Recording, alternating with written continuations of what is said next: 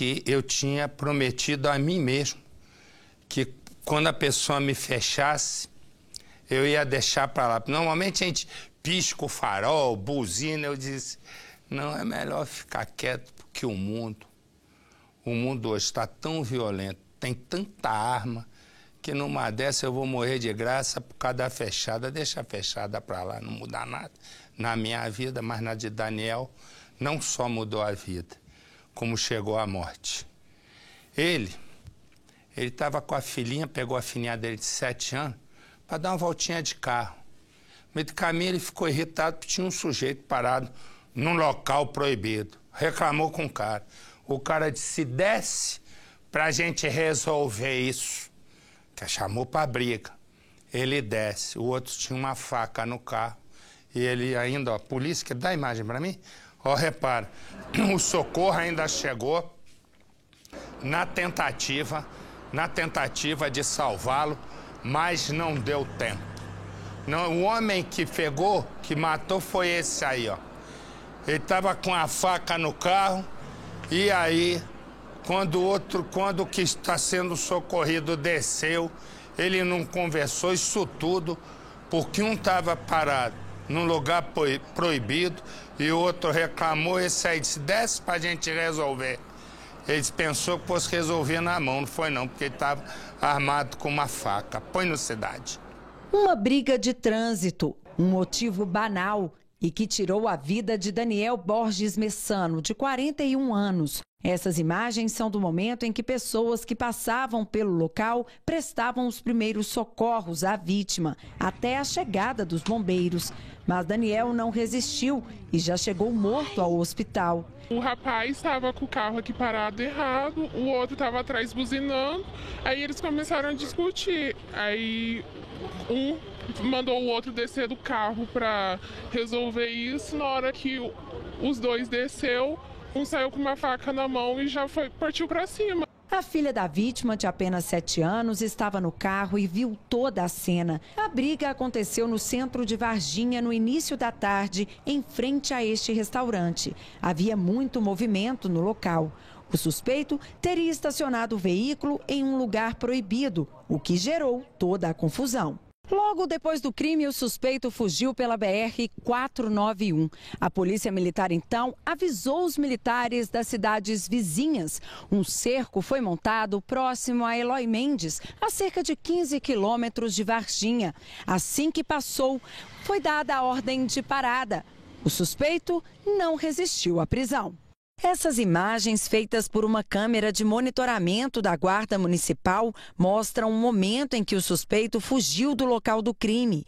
Ele está de pisca-alerta ligado e desviou de outros carros, já que furou o sinal vermelho. Pedro Augusto de Souza, de 34 anos, assumiu o crime e disse que agiu em legítima defesa. Ele desceu do carro, me agrediu, veio me agredindo, não quis conversa. Ele tem um porte físico muito avantajado, entendeu? Ele me deu um murro na boca aqui, ó. Me agrediu com chute, pontapé, eu só me defendi. Pedro diz que não tem o costume de andar com a faca no carro. Ele trabalha como motorista de caminhão em uma transportadora de Varginha. Ele conta que carrega a faca para cozinhar durante as viagens e que estava levando o objeto para casa, já que tinha acabado de chegar de viagem. A família de Pedro foi avisada pela namorada do suspeito sobre o crime e está chocada com a notícia. O Pedro Augusto é um rapaz muito bom para nós da família, honesto, trabalhador. Segundo a família, Pedro nunca tinha se envolvido em confusões. O homem, que é pai de 4 filhos, não tinha passagens pela polícia, assim como a vítima. Ele foi levado para o presídio de Varginha. Eu fiquei tão perdido que eu olhei e falei, nossa, o que eu fiz?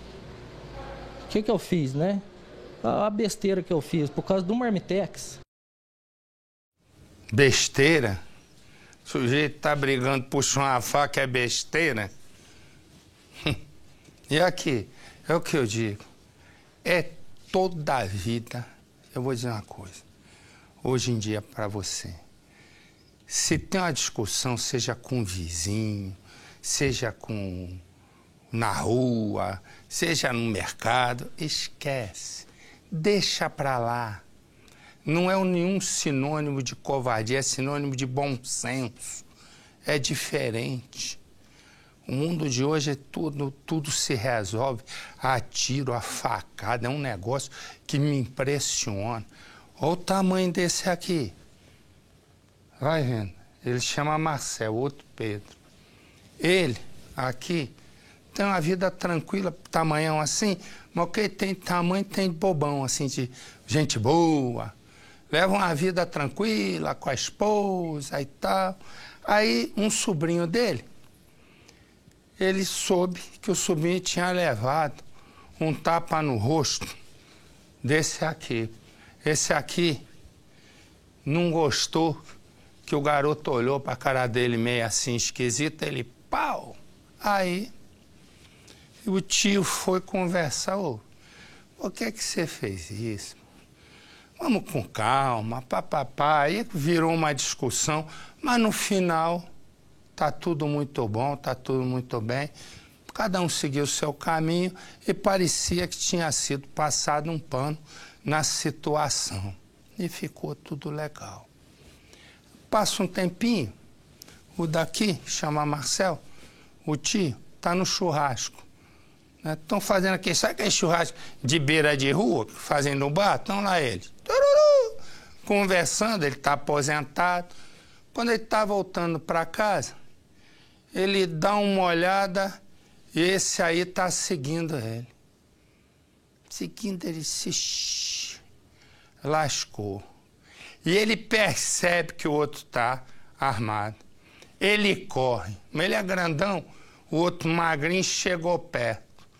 Ele está na porta da casa da irmã, quando esse sapeca ele de tiro. Tudo começou lá atrás, com o sobrinho. Sapeca ele de tiro. E ele está em estado grave. E esse aqui, segundo a Lenisa me contou, está foragido. Põe no Cidade. A vítima é um motorista aposentado de 45 anos. Alguém que coloca a família em primeiro lugar. Marcel tem um filho, um único neto, xodó do avô, e a esposa, com quem Marcel se casou há 8 anos. Marcel luta pela vida em coma numa UTI, depois que José, um ex-morador do mesmo bairro da vítima, o atacou a tiros. Por que esse homem fez isso? A gente queria entender. Não precisava, se foi essa simples discussão, por que esse homem precisava fazer isso? Marcilene me conta que quando está ao lado do marido no hospital, tenta ter esperança, mas os médicos já alertaram para a gravidade do estado de saúde de Marcel. Muito grave, muito delicado. E eles não têm muito o que estar fazendo, porque que se deixar do jeito que está é risco, e se eles levar para a mesa de cirúrgica é risco. E a pressão dele não estabiliza, continua baixa. Muitos remédios fortes, fortíssimos, eles estão dando para ele. Tudo grave, né? Segundo a família da vítima, Marcel sempre defendeu a família. A esposa diz ainda que no dia em que Marcel quase perdeu a vida, o marido estava tranquilo, levou Marcilene ao trabalho e na volta foi a um churrasco. No dia do crime, o Marcel esteve nesse bar. Era uma sexta-feira, uma confraternização entre amigos no final da tarde.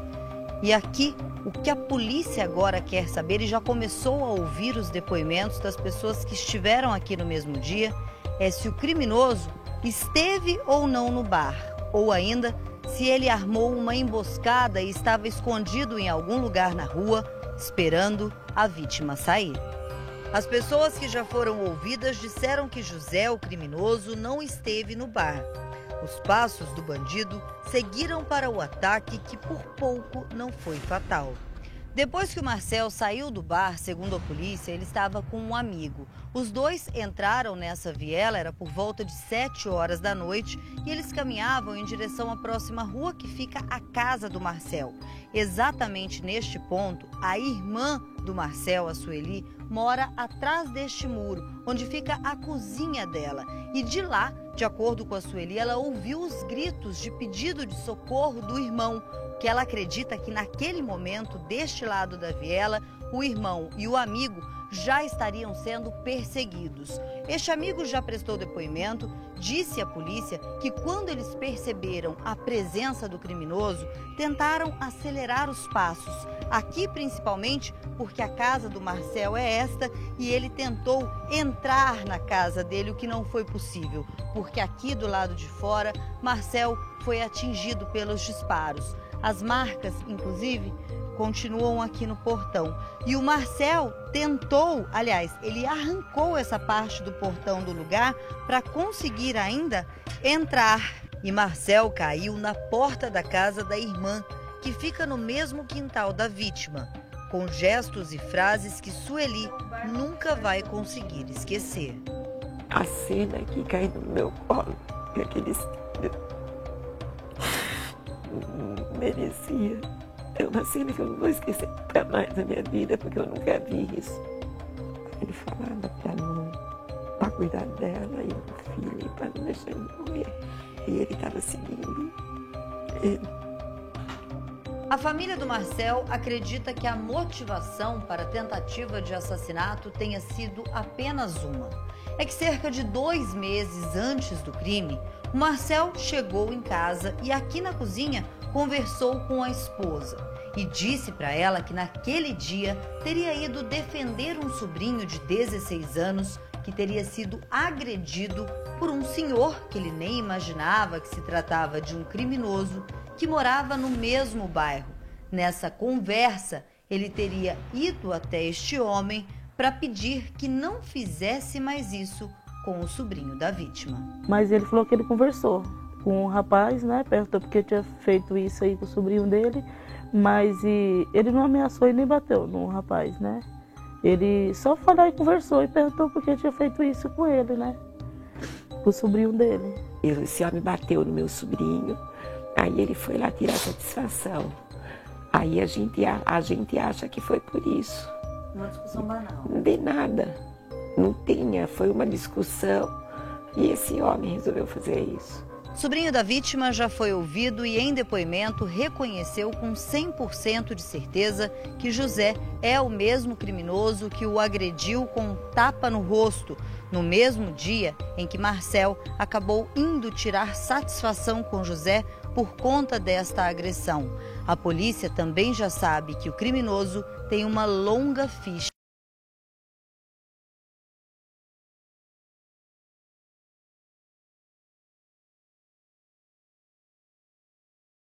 de cumprir a pena no regime semiaberto. Depois de atirar contra Marcel, ele fugiu.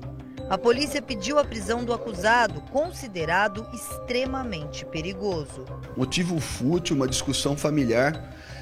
As outras passagens que ele tem também foram por motivos fúteis, como ser dispensado de emprego, enfim. Trata-se de uma pessoa extremamente perigosa.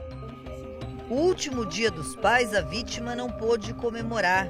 Os presentes a esposa guarda com carinho. Infelizmente ele não chegou nem usar nenhum desses produtos, tanto é que estão todos embalados. Enquanto José estiver solto e Marcel preso a aparelhos numa UTI, a família da vítima não sabe o que significa a palavra recomeço.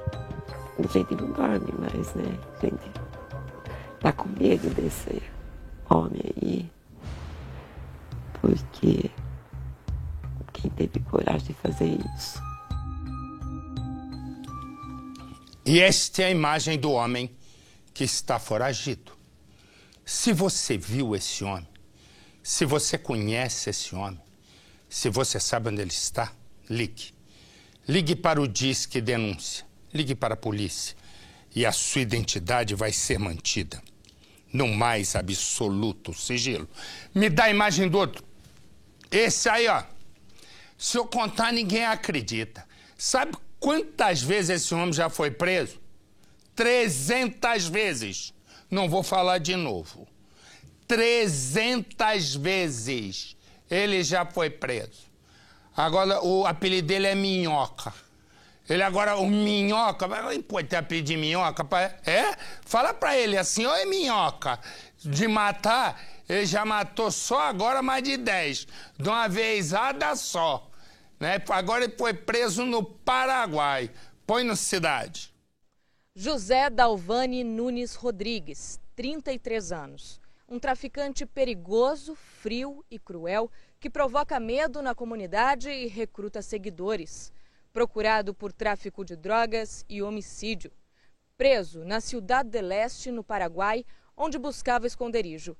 Mais um registro para uma ficha criminal extensa, com mais de 300 passagens pela polícia. De acordo com a polícia, Minhoca é tido como um dos principais líderes da facção criminosa dos Bala na Cara, que atua no tráfico de drogas, principalmente aqui, no bairro Mário Quintana. Por questões de segurança, não podemos ir mais longe do que isso. Os moradores também não falam sobre o caso. Foragido da polícia, ele chegou a usar a esposa como uma forma de mandar ordens para os crimes violentos que acontecem nessa região. Ela acabou sendo presa em março desse ano. Mas a lei que segue imperando por aqui é a da violência e do silêncio. As ruas da vila contam histórias assustadoras. Lembram execuções como a de um homem em 2014 com 69 tiros. E a ditadura do medo cala os moradores que presenciaram ou ouviram sobre tantos crimes brutais, tiroteios e toques de recolher. Lojas, escolas e restaurantes da comunidade que recebem ligações de traficantes impondo fechamento às 5 da tarde.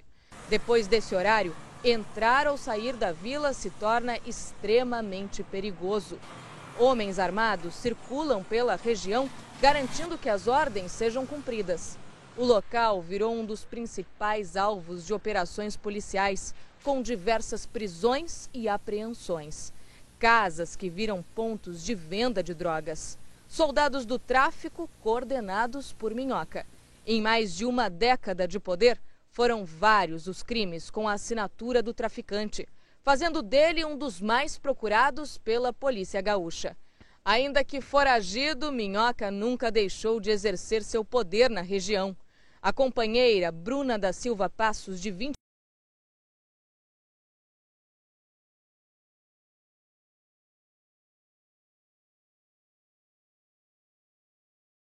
em pelo menos 10 homicídios, crimes ordenados pelo traficante. Daqui a instantes, põe a imagem para mim, por favor. Você e eu vamos ver passar por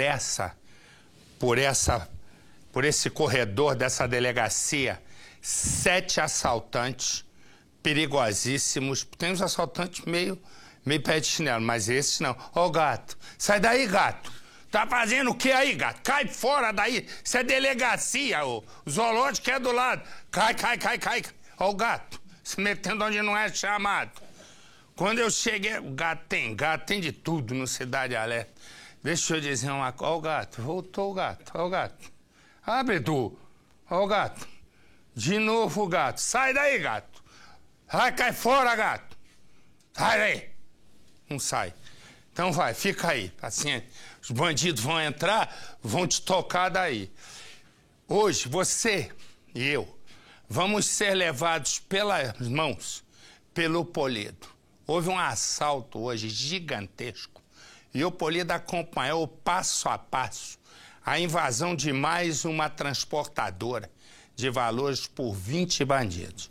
Vários tiros, explosivos, tiroteio com 10 seguranças na hora H.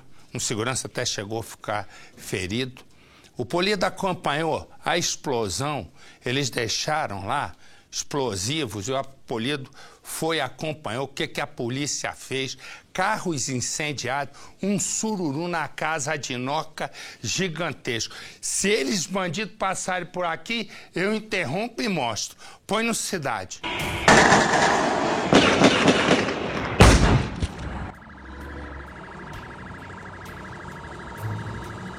Isso aqui são munições que foram encontradas na rua? Sim.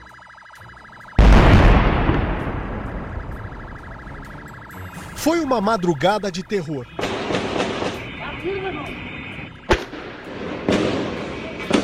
Que deixou um rastro de violência. Eram 3h30 da manhã quando o ataque começou. Eu acordei porque ele começou a chorar. E vira e mexe tem os fogos pra lá de lá. Eu achei a princípio que era fogos, mas aí começou a ficar muito forte. E aí eu deitei na cama dele com ele e de lá não saí mais. A quadrilha não poupou munições. Isso aqui são munições que foram encontradas na rua? Sim. Resultado da troca de tiros, veja só. Deixa eu pegar aqui. São pelo menos 5 cápsulas de fuzil. O senhor estava aqui desde madrugada. O que o senhor conseguiu presenciar? Saí na porta da minha casa, tava um tiroteio danado. Mais ou menos eu acredito que ficou na faixa de 1 hora, 1h30 de tiroteio. Aqui na rua onde fica a transportadora de valores, a movimentação continua muito intensa. O local está completamente bloqueado. E o mais interessante é isso aqui. Há destroços das paredes, inclusive de metal e de concreto, de todo o prédio. Olha só, aqui nesse ponto, se eu contar a olho nu, 1, 2, 3, 4, 5, 6, 7, 8, 9, 10, 11. 11 buracos de balas estão nas paredes da transportadora. Há 2 viaturas do batalhão de choque, que inclusive bloqueiam essa passagem. Profissionais da Polícia Civil também estão aqui, investigadores e agentes. E há muitos seguranças da própria Protege ali, ó, na entrada principal. Desse ponto onde nós estamos, dá para ver sim o óleo espalhado pelo canto da rua, justamente em um dos locais onde um dos carros foi queimado. Aquele portão ali, que é o principal de entrada, foi justamente o local onde os criminosos colocaram o explosivo. Foi esse barulho extremamente alto que os moradores desse condomínio aqui, ó, que fica do outro lado, ouviram exatamente no meio da madrugada. Os bandidos estavam em carros diferentes. Usaram até uma van para assaltar a empresa de valores. Foi um plano muito bem organizado. Olha só, esse aqui é outro ponto que continua interditado pela polícia. Veja só, o carro da Companhia de Engenharia de Tráfego ainda bloqueia esse acesso importante no sentido capital aqui na cidade de Santo André. É a Avenida dos Estados. O trânsito ainda muito complicado porque, neste ponto, uma das principais barricadas montadas pelos criminosos permanece no meio da avenida. Era um caminhão que pertencia a um feirante, que foi abordado, inclusive, por 2 homens armados com fuzis. Esses homens atiraram contra o caminhão e obrigaram esse motorista a parar exatamente neste ponto. Se nós dermos a volta, dá para ver com muita facilidade que havia uma carga de laranjas em cima do caminhão. Não sobrou absolutamente nada. O veículo foi completamente destruído. O senhor é o proprietário do caminhão?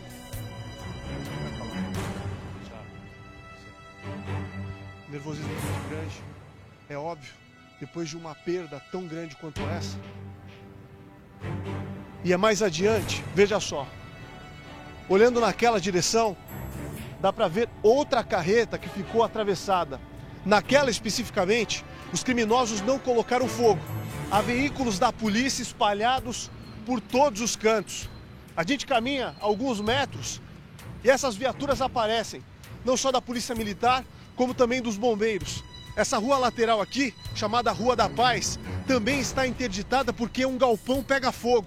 Há pelo menos 5 viaturas do Corpo de Bombeiros paradas bem ali. De longe dá para ver as sirenes. Se nós conseguirmos atravessar, Silvio, pode vir. Vem, ó, parou o trânsito. Tá tudo caótico, uma manhã de quarta-feira, absolutamente complicada na cidade de São Paulo, por conta desse assalto, essa tentativa de assalto. Uma quadrilha imensa que cercou essa empresa de valores e provocou pânico em moradores e comerciantes. Olha só, o fogo ainda se alastra, mas os bombeiros conseguiram nesse local controlar a situação. Há um caminhãozinho ali completamente queimado, não sobrou nada desse galpão, aparentemente um local de verduras e legumes, uma espécie de atacadão. Olha só, o local ainda muito bloqueado, aqui não há informações de feridos também. Mesmo assim, existe uma viatura, uma ambulância do Corpo de Bombeiros, dando um suporte importante nesse local onde o fogo está aparentemente controlado. Esse local, especificamente, está bem próximo do outro caminhão que também continua parado no meio da avenida. Mas nesse ponto aqui, os policiais, olha só, a movimentação continua muito intensa, porque as viaturas cercaram um raio gigantesco de pelo menos 5 quilômetros quadrados, na tentativa justamente de cercar essa quadrilha. Uma ação que começou de madrugada, que provocou uma troca de tiros muito intensa e que tem causado um transtorno tremendo para as pessoas que moram no ABC Paulista e estão se deslocando para a capital. Olha só, o tamanho dessa carreta, totalmente atravessada. Por quê? A quadrilha, que certamente planejou toda a ação, organizou em mapas os principais pontos de acesso e de fuga, porque esta é uma área onde a protege, está no meio do furacão. Esse caminhão aqui era um desses pontos. Olha só, os motoristas estão tendo que atravessar por dentro do posto de combustíveis para poder seguir o caminho. E os bandidos sabiam disso. A intenção era atrapalhar a movimentação da polícia durante a prática criminosa. Por isso, caminhões de grande porte, ônibus e até veículos foram queimados ou atravessados pelo meio do caminho. A todo instante dá para ver a movimentação. Só aqui 1, 2, 3 carros da polícia à esquerda, Silvio. Aqui, ó, acabou de sair do posto porque esse é um ponto de perícia. Uma área que continua isolada e que parece acima de qualquer suspeita, mas não. Esse carro aqui, isolado com uma fita, segundo a PM, pertencia à quadrilha. Nele estavam 5 integrantes do mesmo bando. Preste atenção só em um detalhe. Ao olhar assim mais de perto para o carro que foi abandonado, veja os vidros. Ele é blindado. Os homens que trabalhavam nesse posto de combustíveis e que estão sendo ouvidos pela polícia e protegidos também pela autoridade policial, contaram que esses criminosos tentaram ligar a caminhonete e ela simplesmente não pegou. Sendo assim, saíram a pé naquela direção, a mesma onde está o caminhão bloqueando a avenida. Entraram em outro carro e desapareceram. Dezenas de policiais se envolveram na ação contra o bando. Sargento, com licença, ainda existe explosivo no local? 4 artefatos. Tem quatro artefatos lá dentro. Exato. Por isso a necessidade agora de o homem entrar mais uma vez. Ele vai identificar, fazer a avaliação do material, deixar em segurança para a gente poder remover e fazer a destruição devida. O risco de explosão é real. São 4 artefatos montados. Com a área completamente isolada, esse é o momento esperado pelo esquadrão. O homem especializado, o policial militar, se aproxima do ponto em que os artefatos estão. Apenas ele, nesse momento, pode se aproximar, por conta do alto risco de explosão. Dá para se dizer exatamente que tipo de explosivo é? É dinamite, é C4, não sei. Qual a diferença? É o comum utilizado aí nas empresas de valores e caixa eletrônica. É o mesmo tipo de artefato. Dinamite. Exato. Não seria dinamite, seria emulsão explosiva. Emulsão explosiva. Exato. Agora sozinho, numa área completamente isolada, o especialista trabalha para que nenhum risco ocorra. E com sucesso, o policial retorna para a posição inicial, já com autorização do sargento que comanda essa ação muito tensa, em frente ao prédio da transportadora de valores. A polícia escolheu um local muito próximo para detonar os explosivos. Mas repare, é uma área gigantesca, um terreno que está abandonado e pertencia a uma antiga fábrica. Depois de escolher um ponto, o segundo ponto agora foi escolhido. Bem ali, atrás de uma montanha de areia. Os explosivos provavelmente serão colocados de forma separada, por conta do grande impacto que vão causar. Ao ver assim de perto, não há dúvidas da potência do explosivo. Dá para ver destroços voarem. Os especialistas estão agora se aproximando do local Veja que a montanha de areia praticamente sumiu. Eles querem confirmar se não há mais nenhum vestígio do mesmo explosivo. A fachada do condomínio, que fica bem em frente, ficou completamente cravada de balas. Só nesses 2 pontos, onde está concentrada a portaria, são mais de 30 tiros. Há mais marcas aqui e também nessa área, onde se concentrou uma rajada. Só neste ponto, são pelo menos 18 buracos, sem contar aqueles ali, ó, que estão na parede, nessa área de proteção e principalmente no portão. Há marcas aqui, de cima a baixo, em todos os lugares. O funcionário que estava dentro da portaria do prédio, no momento do ataque, encontrou uma saída.